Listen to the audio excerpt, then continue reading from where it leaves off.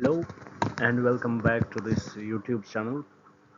So today we have to discuss the last chapter, last class regarding the international relations, its current affairs from last 1.5 year. In today's discussion, in today's class, we would try to take up 5 to 6 articles, which few of them we had already discussed, and we would try to give the final touch to it. And today itself only we will complete the whole current affairs related to international relations from last 1.5 year. So without wasting any time, let's jump to the topic. As we can see here on the screen, it is about the code, the first topic which we have to discuss. Why it was in news, we can see here that US House of Representatives has passed strengthening the Code Act, which is US, Australia, India, Japan Corporation. So let us discuss about it. Let us see how does it work. Mostly we know about it, we had discussed it in our previous videos also. So let us see what is the final, let us give it the final touch for our prelims exams.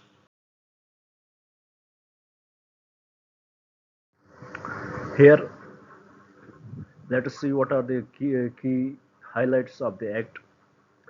As we can see here, the act aims to strengthen joint cooperation between Quad's four members. So its aim is to strengthen the joint cooperation between the members of the Quad to promote a free, open, inclusive, resilient, and healthy Indo-Pacific. If you know about why this code was created, what was the main purpose of it, we would definitely know about the impact of China in Indo-Pacific. We will know how important, we should know that how important it is to safeguard the Indo-Pacific. And so the purpose, the main purpose was to you know, to protect this area, and to to collaborate with the same thinking countries, and to improve the trade relations there, to improve the safety there. So in every way to counter, in simple words we can say, to counter China's influence in that area. That was the main purpose behind the creation of the code. Here we can say, under the code, intra-parliamentary working group established to facilitate closer cooperation between the US, Australia, India and Japan in the Indo-Pacific region, and also guidelines for annual meetings and group leadership have been established under this act. We can also see US Secretary of State to submit a status update on Quad's activities and a strategy for bolstering cooperation on issues like preparing for the next pandemic, co-developing new innovative technologies, and deepening economic engagement and integration. Moving forward, about Quad, it is formally Quadrilateral Security Dialogue.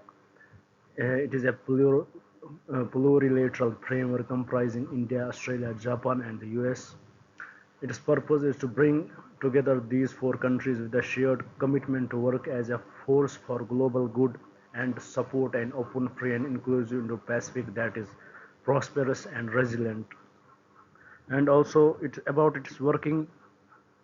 Practical work of the code is taken forward through the 6 leader-level working groups on following 6 areas, which we would see in the next slide. Here, what are the areas which are to be considered? The climate, what are the steps taken in it? We can see here we have clean energy supply chain initiatives, which was announced to facilitate research and development and support energy transition. Or also called climate change adaptation and mitigation package, to increase access to early warning system and climate data. About critical and emerging technologies, cooperation with Palau to establish a development of open radio access network.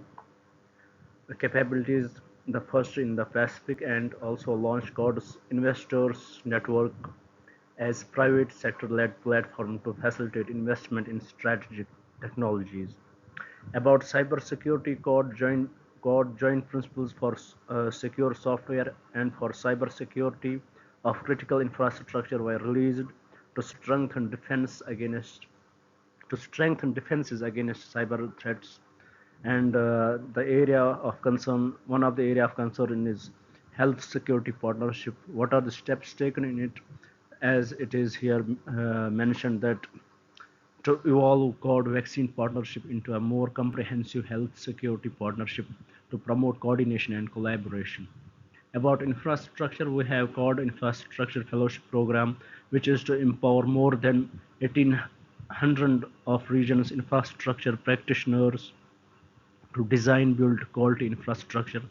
Quad Partnership for Cable Connectivity and Resilience to strengthen cable systems in the Indo-Pacific.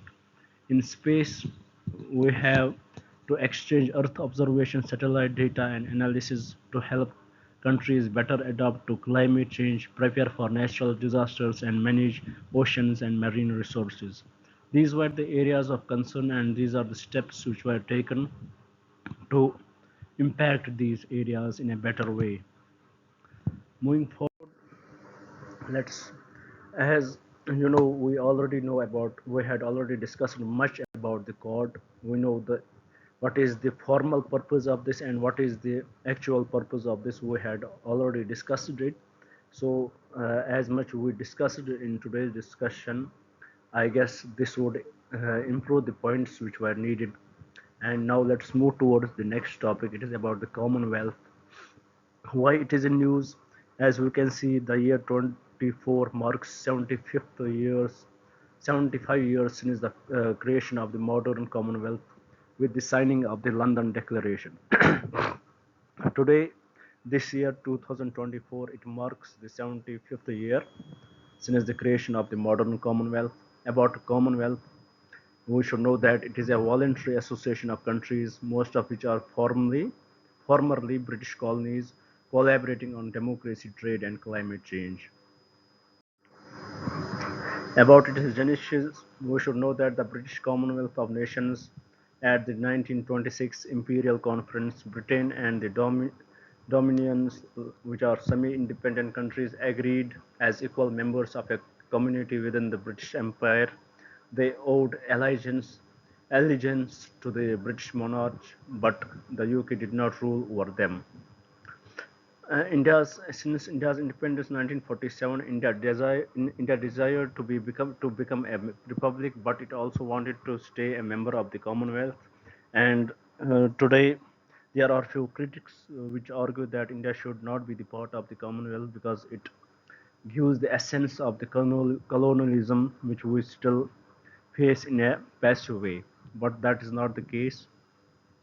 Also, we can see the adoption of London Declaration in 1947, which declared that republics and other countries could be part of the Commonwealth. Henceforth, the modern Commonwealth of Nations was established. Initially, it comprised 8 members, including India. So, India from the initial stage was the member of the Commonwealth. Currently, there are 56 members in the Commonwealth. About working Commonwealth, heads of government meet every 2 years. Latest being in Rwanda in 2022 to discuss pertinent issues and release a summit communique. About its organizational structure, what are the organizations in it? The Commonwealth Secretariat.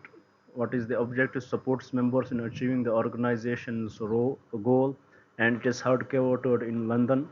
Then we have the Commonwealth Foundation, which promotes people's participation in democracy and development. Its headquarters is also in London. Then we have Commonwealth of Learning.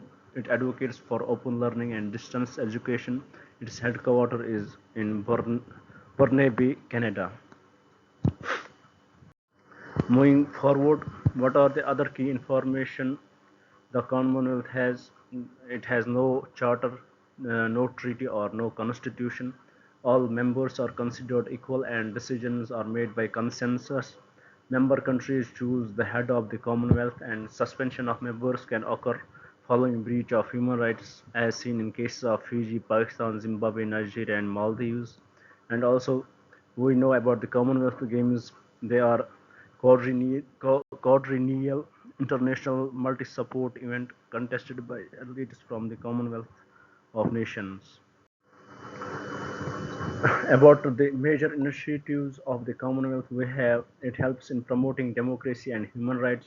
Agreements such as the 1971 Declaration of Commonwealth Principles and the 1991 Harare Commonwealth Declaration underscore the Commonwealth's commitment to promote these values. Then we have Commonwealth Charter 2012. It sets out 16 core shared principles such as rule of law, to which all member countries have committed. Then we have role in ending apartheid. It played a huge role in ending apartheid, as Commonwealth's advocacy and support played a significant role in ending apartheid in South Africa.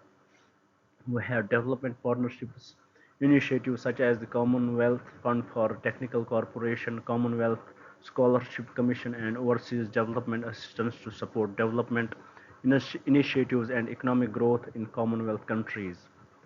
And also, it helps in empowering youths. It is the only intergovernmental organization to have dedicated youth program, which is Commonwealth Youth Program.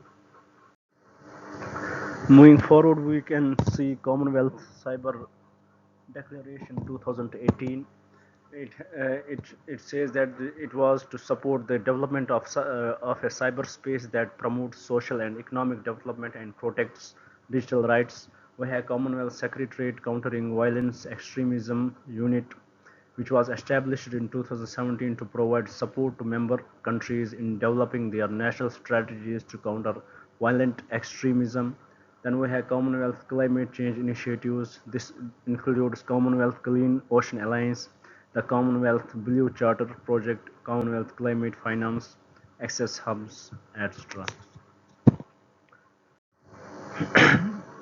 About India's relations with the Commonwealth, India is the largest member state of the Commonwealth with nearly 60% of the total population of the association, and also it is the fourth largest contributor to the Commonwealth. It additionally contributes to CFTC, COIP, and COL.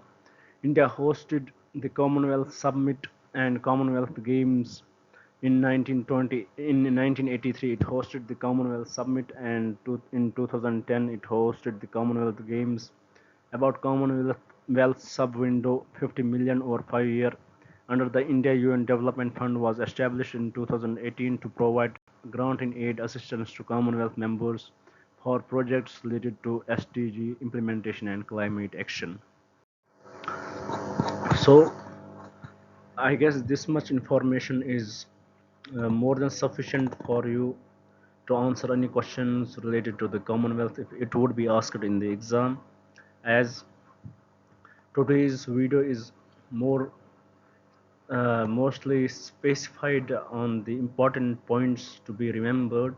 You know, here our exams are very much near. We had to give our prelims maybe in June, 15th, 16th of June. So my aim is to cover as much as topics as possible and share the important points in it.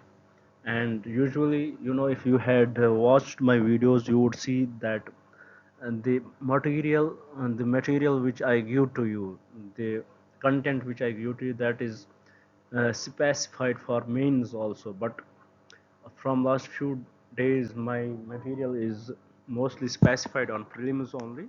So we had not discussed the topics that much in detail. But what is required for the prelims, that much is given there. So without wasting any time, let's move to the third important article of today's discussion. It is about the North Atlantic Treaty Organization, which is NATO. Why it was in news recently, we can see that the North Atlantic Treaty Organization, NATO, it marked its 75 years of its formation, and Sweden has joined NATO as its 32nd member.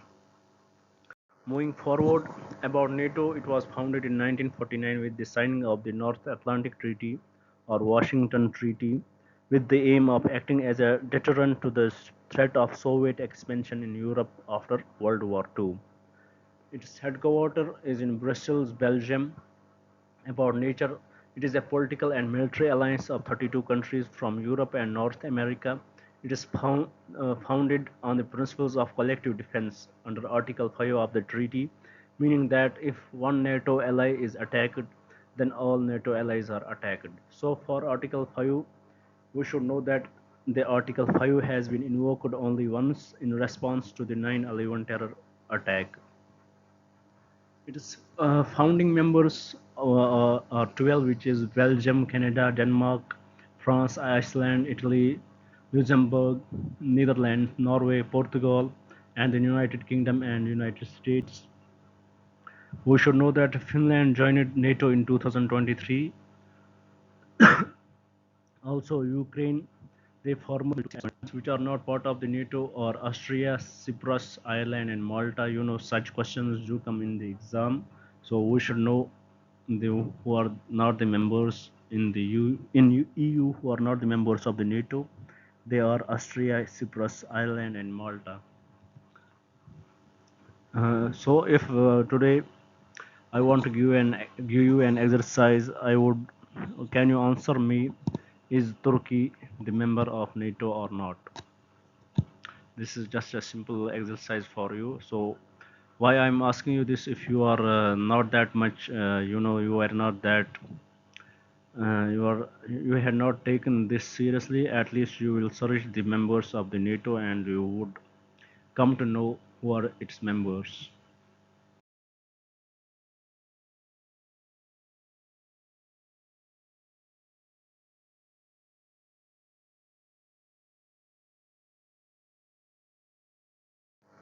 Moving forward, what was the purpose? NATO provides a unique link between the Europe and North America, the transatlantic link, enabling them to consult and cooperate in the field of defense and security and conduct multinational crisis management operations together. About funding, every NATO country contributes to the cost of running the alliance based on a cost share formula derived from gross national income.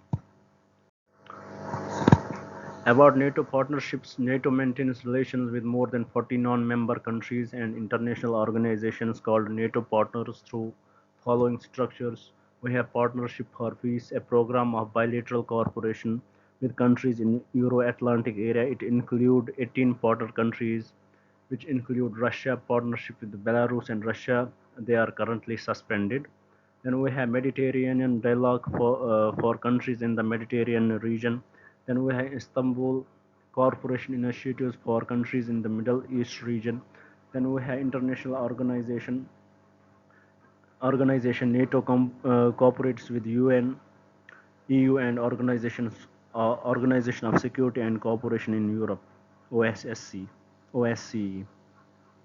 Then in 2022, strategic concepts adopted by NATO in its 2022 summit. It is a guiding document which reflects the emerging security reality.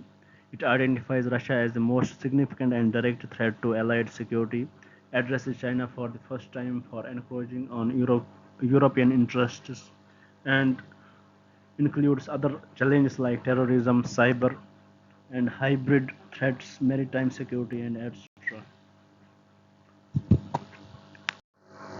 These are the members of the NATO.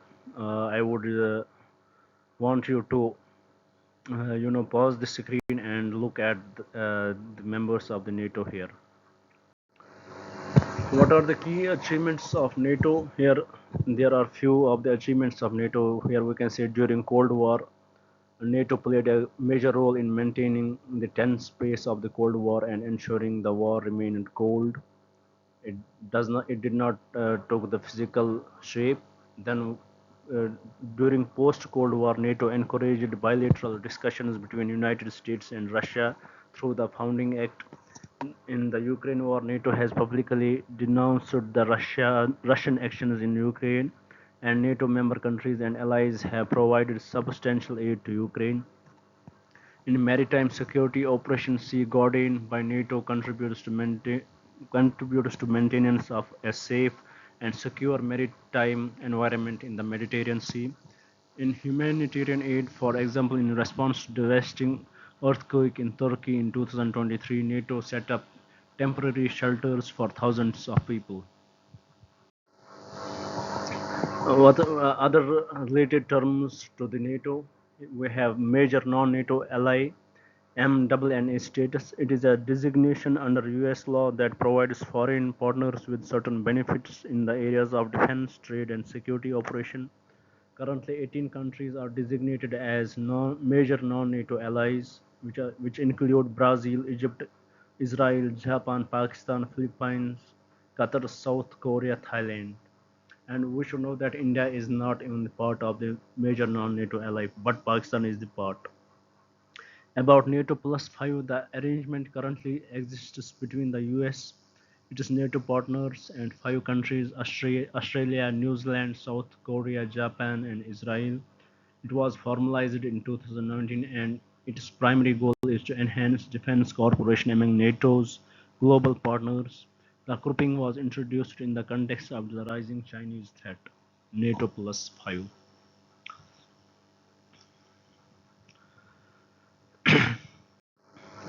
Then we have the fourth topic of the discussion, which is international maritime boundary line and Kachatihu Isle issue. You know, if you know about the current political situation in our country, the ruling party, you should know that the ruling party recently they took the issue of Kachatihu Island and they accused the former government that they had given this island to Sri Lanka without any much benefit, or we can say they had freely given this island. So let's move. Let's discuss about it. Why it is in news? What are the key agreements related to it? Little bit about the history related to Kachatiwa Island.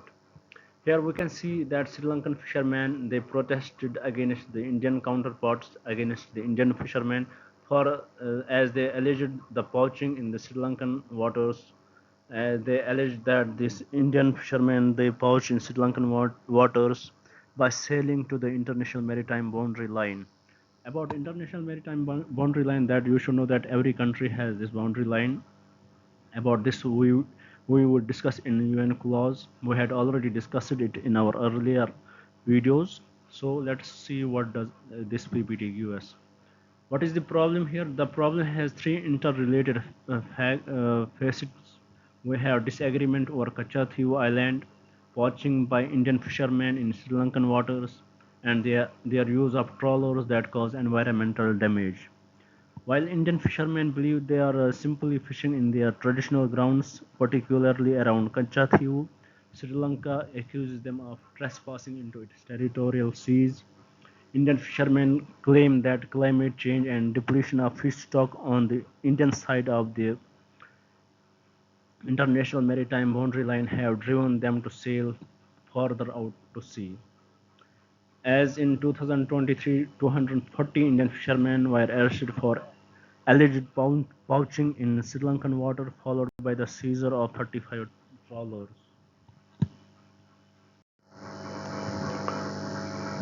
About international maritime boundary line, the India-Sri Lanka international maritime boundary line, it was delineated by the 1974 Maritime Boundary Agreement, demarcating it in the Park Strait.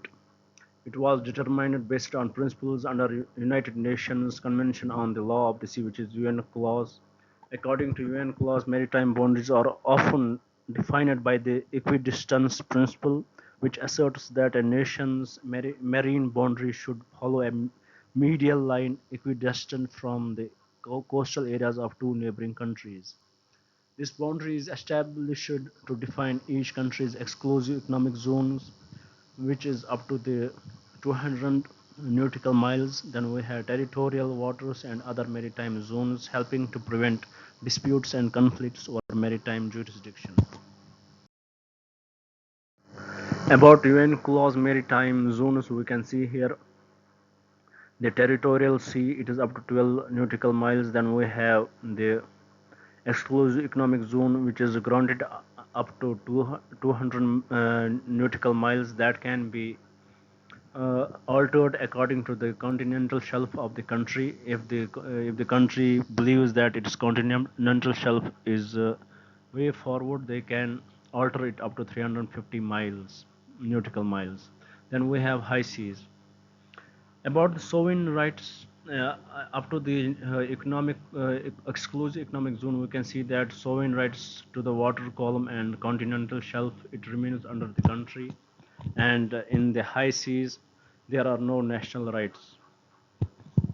So this is about the maritime zones. This is about the UN clause maritime zones. This is about economic zone. This is about the high sea. We can understand from it up to what distance a country can claim its sovereign rights, and where up to which distance a country can do their activities without any trespassing any international law. About Kachathyu Island issue, we should know that it is a 285-acre patch in the sea with the maritime boundary line of Sri Lanka. Within the maritime boundary line of Sri Lanka, it is located to the northeast of Rameshwaram and southwest of Sri Lanka's Delta Island. Here we can see the Rameshwaram in, and we can see where it is near the Jaffna region. It was believed that it was under the kingdom of Jaffna, and we can see from here that it was created by a 14th century volcanic eruption, uh, which is 1.6 kilometer in length and just 300 meters wide at its widest point. It is not that big of an island. And also about a wage bank, it is one of the world's richest fishing grounds and is in a much more strategic part of the sea than Kachathyu Island. About Article 15 of the UN clause allowed exemptions from using the maiden line to determine maritime boundaries, acknowledging adjustments agreed upon by the contracting nations. In 1974, agreement between India and Sri Lanka established an adjustment equidistant line under this exemption. As a result, Kachathyu Island falls within Sri Lanka's maritime boundaries. Indian fishermen were given access to Kachathyu for rest only, for drying of nets, and for annual Saint Anthony's Church festival. It is important for both Sri Lankan Christians and the Tamilian Christians. Later, in 1976, agreement between the countries settled the maritime boundary between by giving sovereign rights to India over Wedge Bank near Kanyakumari. Sri Lankan fishing vessels were prohibited from fishing in the Wedge Bank except for a limited number under specific conditions. So this was little history about the Kachathyu Island. Now, our one of the important article is about Indus Water Treaty. We had already discussed it in our videos. So let us see what are the new improvements in it. As we can see, India has marked the completion of the Shahpur Kandi barrage on the river Ravi, stopping the water flow to Pakistan. As we should know that India has an exclusive right to the water of the river Ravi under the Indus Water Treaty. At present, some of the water of the river Ravi is going waste through the Madhupur headworks downstream to Pakistan. Now, with the Shahpur Kandi Dam project, India will redirect 1150 cosecks of water towards J&K, Punjab, and Rajasthan, bolstering agriculture. It would help the agriculture of the area and hydropower prospects in the region. About the Shahpur Kandi Barrage is a dam on the river Ravi in Pathankot district, Punjab. It is a part of a multi-purpose river valley project featuring two hydel power projects with a total installed capacity of 206 megawatts. About Indus Water Treaty, it was signed in 1960 between India and Pakistan, and it was brokered by the World Bank, which is also a signatory. Its objective is the treaty fixed and delimited the rights and obligations of both countries concerning the use of water of the Indus River system. About the provisions for water usage rights, Indus Water Treaty allows India unrestricted use of three eastern rivers, which is Ravi, Beas, and Satluj. Pakistan has control over three western rivers, which is Indus, Jhelum, and Chenab. This can be used by India with certain these three rivers about Indus, Jhelum, and Chenab. They can be used by India within certain restrictions for irrigation, transport, and power generation. About the implementation, the treaty required the creation of a permanent Indus Commission with a commissioner from each country to maintain a channel for communication and is required to meet at least once every year. Mechanism for resolving disputes. Indus Water Treaty provides three-step dispute resolution mechanism. Step 1, we have permanent Indus Commission to resolve questions about implementation of the treaty.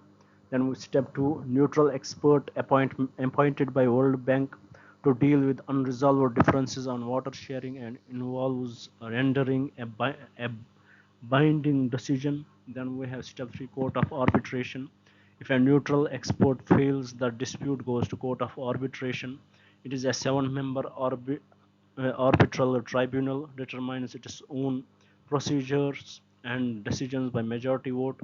Neutral expert and court of arbitration steps are mutually exclusive. That is, only one of them can be used at a time to address a particular dispute. So these are the three steps in which mechanism of resolving disputes work in this water treaty.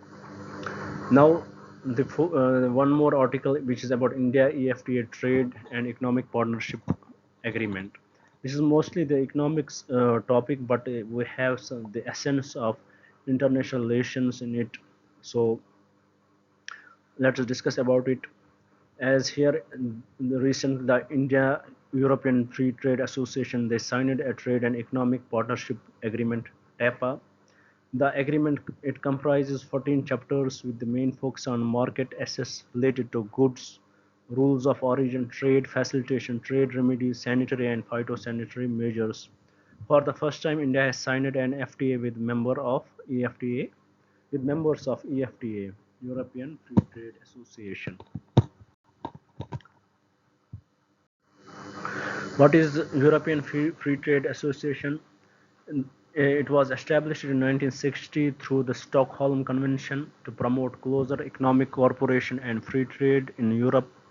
Its members are Switzerland, Norway, Iceland, and Liechtenstein, which are not part of the European.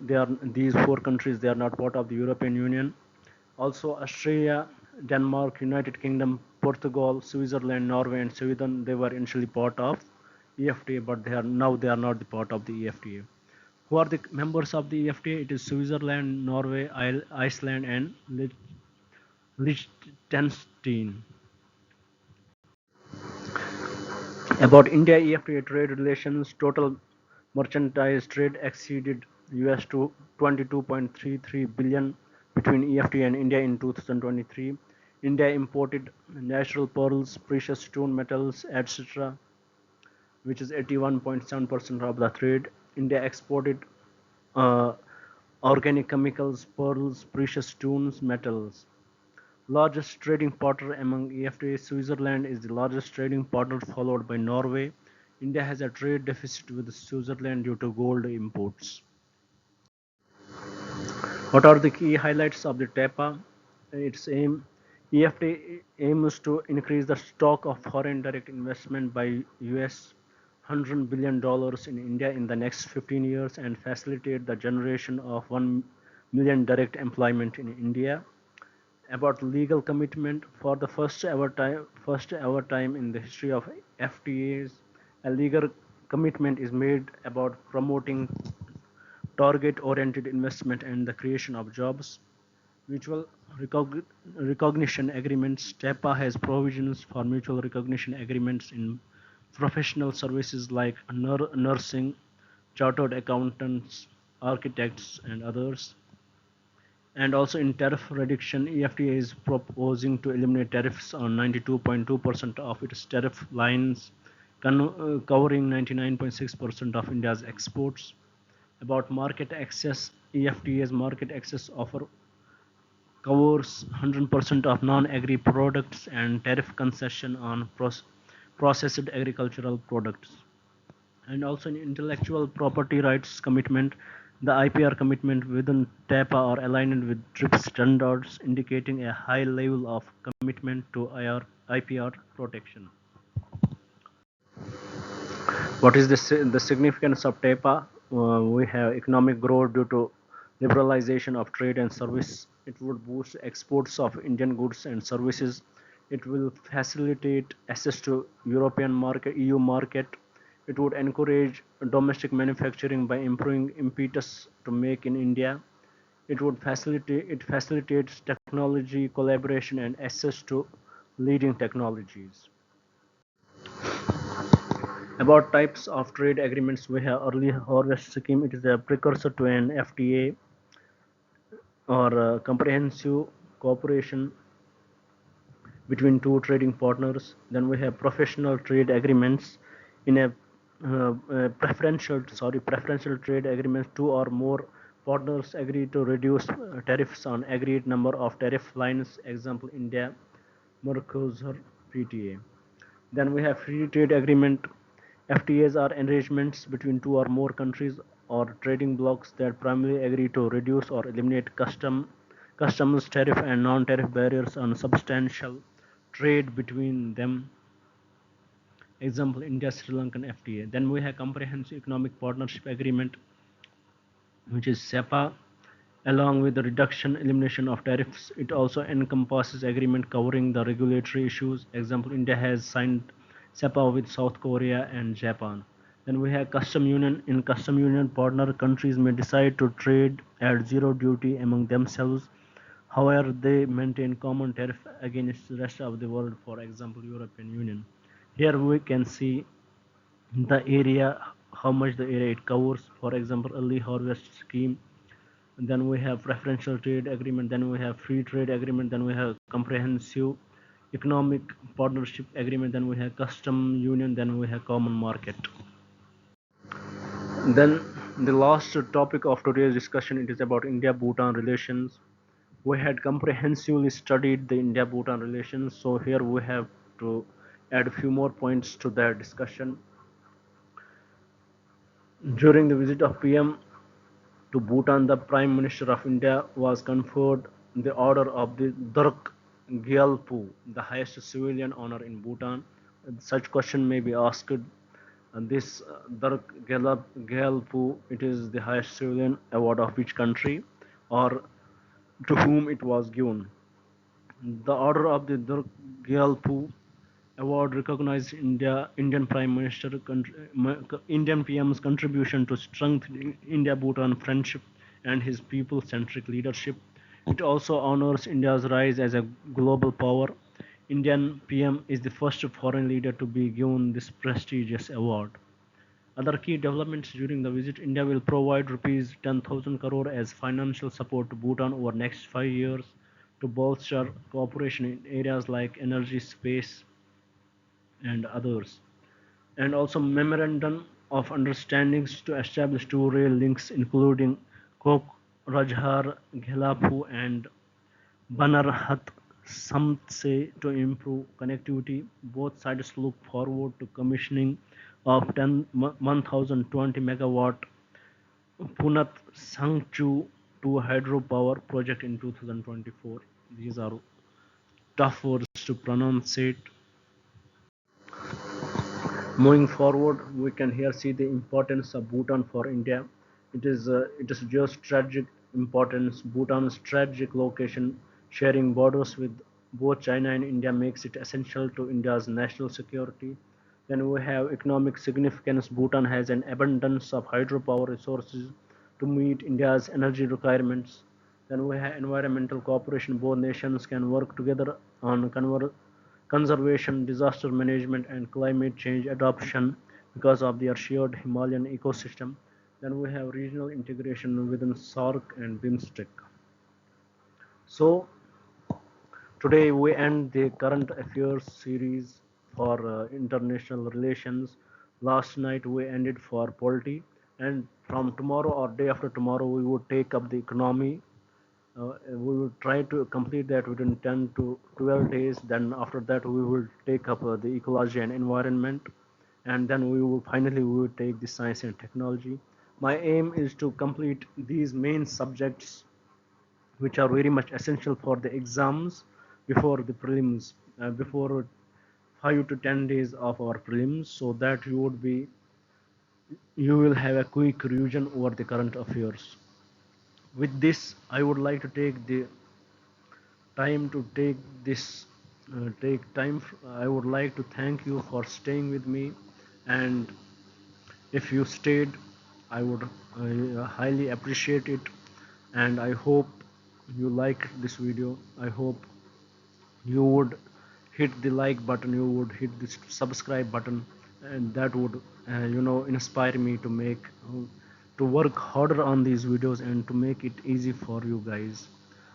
So thank you very much for staying with me. May you succeed in your life, and may you achieve what your heart desires. I know how hard it is to be an aspirant. You have to go through failures multiple times. You have to listen to the people whom you had told that you are working on certain things. So this is very tough, I understand this, but I wish that everybody who desires something, they should get that, and I hope you will get this too. Thanks for staying with me. Thank you very much. Have a nice day.